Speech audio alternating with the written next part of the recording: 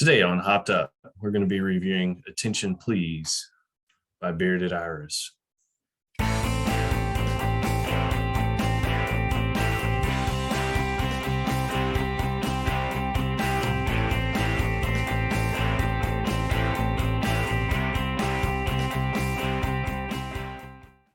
Welcome to Hopped Up Beer Review. Thanks for joining us again. I'm Ben. There's Jay. Andy is in the attic. Thanks again for joining us. Be sure to like, subscribe, and cheers that notification bell if you like our video. Andy, what are we going to be reviewing today?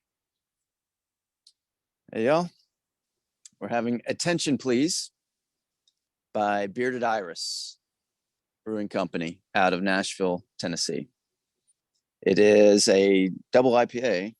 Am I right? Yeah. You're right. Yes. It's an Imperial at 8.2%. And I was looking back at it online, and it's made out of only one type of hops, Citra, 100% Citra hops. Nice. And so I was trying to find anything I could about it, and it's described as pillowy, tropical, and Citra. I don't know what a pillowy beer is supposed to taste like. I am intrigued just by pillowy. Oh, come on. That means soft and cuddly. I don't know. I'm so tired right now. Do I want to lay my head on it and just finally go to sleep after a long week? What is it about the IPAs and the double IPAs where they have to come up with like these catchphrases or adjectives? We had one recently that was lush and juicy. Of course, juicy explains it, but soft and pillowy. Yeah, I've heard those before, so it's not a first. That's to sucker you non-IPA drinkers in to drinking it. Oh, it's soft. Oh, it'll just be gentle on my palate. And pillowy and tropical. Tropical.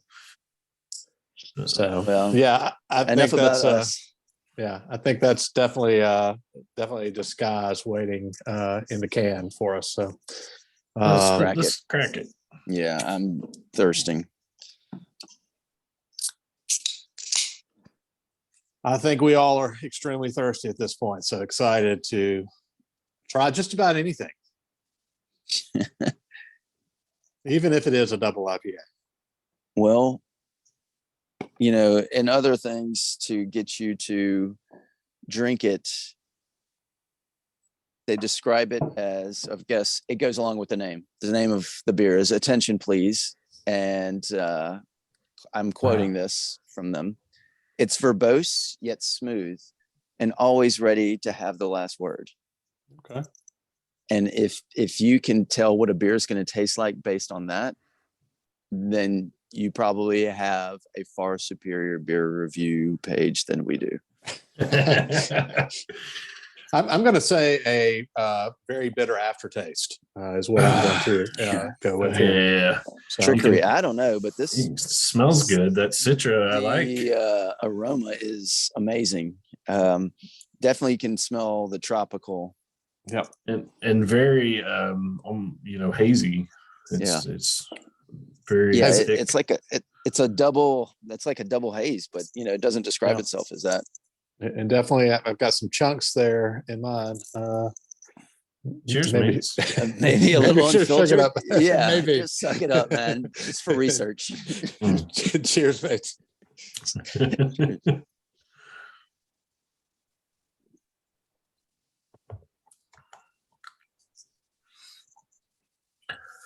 So has anybody had this before? That's a good question. I think I probably have. I've only had one from Bearded Iris, and this wasn't it. I've had their homestyle Golden Ale. I've had the homestyle. I've had their Tunnel Vision. I've had their Mood Ring. I think Bearded Iris, if I remember correctly from the quick glance I had at their web, are known, and they claim that they're heavy into IPAs and double IPAs and pales.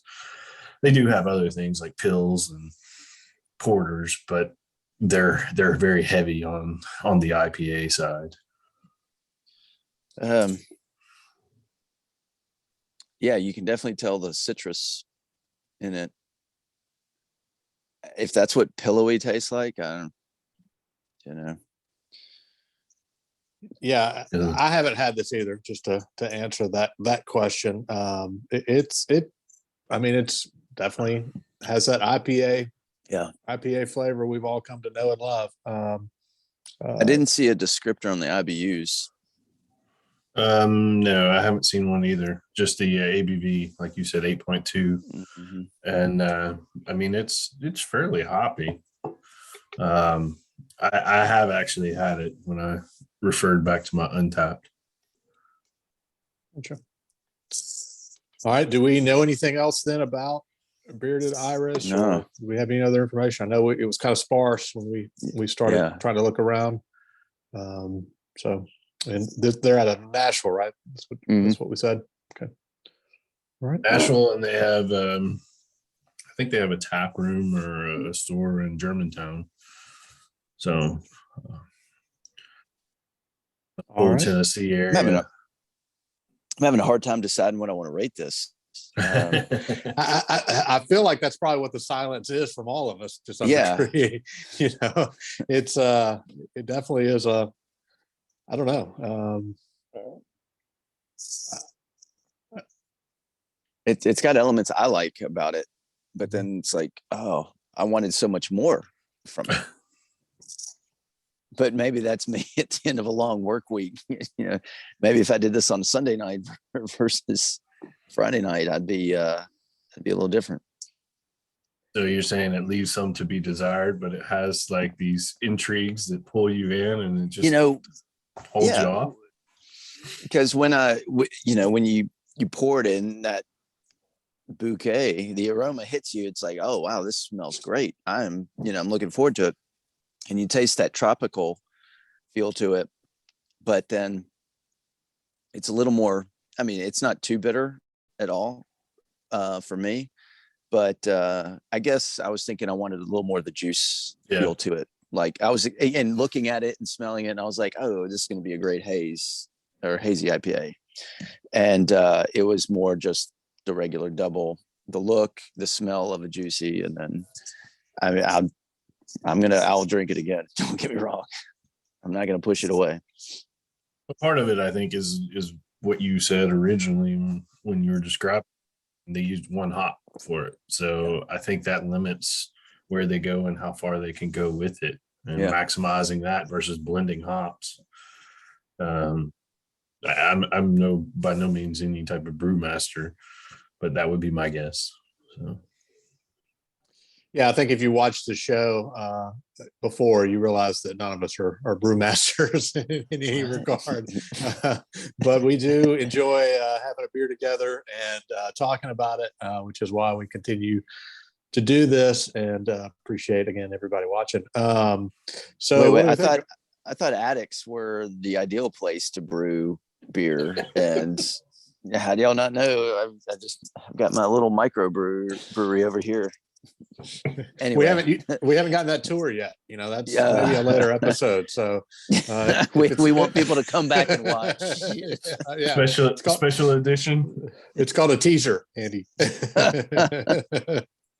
You see my Christmas decorations up here right to my side. Right. All right. Let's rate this thing. I'm going to let I was going to let the IPA drinkers go first. Yeah, I think for me, it's okay. I mean, again, I'll drink it if somebody hands it to me, but if I'm going to drink an IPA, I want it to be hazy.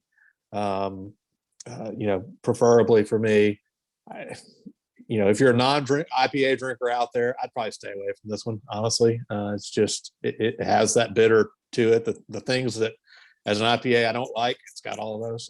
So it has, as Andy said, kind of that tropical, kind of that tropical of a hazy, and but you do get that deception to where you get that bitterness. It's not too bad, but it's bad enough that I'm not overly excited about it, just myself.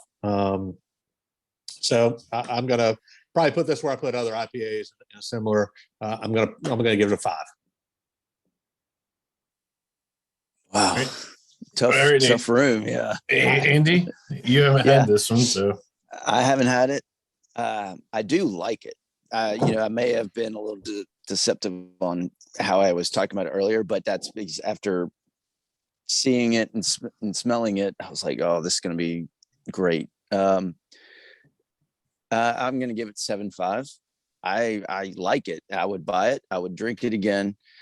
It's got elements of an IPA I like. I was just kind of fooled at first by it. And so I was expecting more out of it.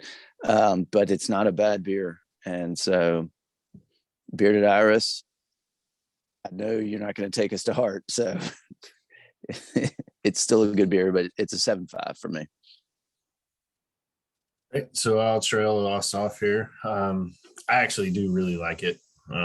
It's one I've had before, and I liked it the first time. Liked it probably even more this time.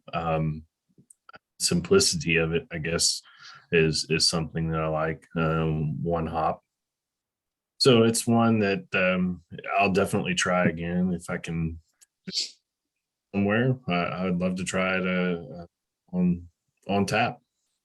So Yeah, I agree. It might be better on draft, fresher.